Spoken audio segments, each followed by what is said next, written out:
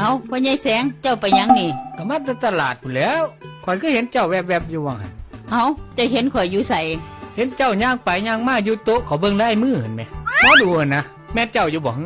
แมนอยู่เจ้าก็แม่นสังเกตเนาะอันเจ้าเห็นนั่นเขาไปเบิ่งดวงตัวหมอดูทักเขาทักว่าจังใดล่ะยายผู้ โอ้ยเขาทักว่าข่อยสะดวงดี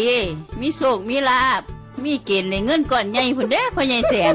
มันจะแม่นความเขาบ่ฮือเจ้าว่าเมื่อคืนนี่ก็ฝันดีเด้โอ้จังสันบ่แสดงว่าเจ้าสิถือเลขได้นี่ยายผู้เจ้าซื้อตัวใดบอกข่อยนี่เด้อห่วยกระจักแล้วผู้เบิ่งก็ว่าข่อยดวงดีถ้าเลขออกมามันบ่ถูกเด้สั่นกับผู้ทักผู้ท่วงอ่ะแล้วใส่หนีค่าเลขซอยกันเนาะแม่นเด้ข่อยว่าไผบอกอยากท่วงเนาะ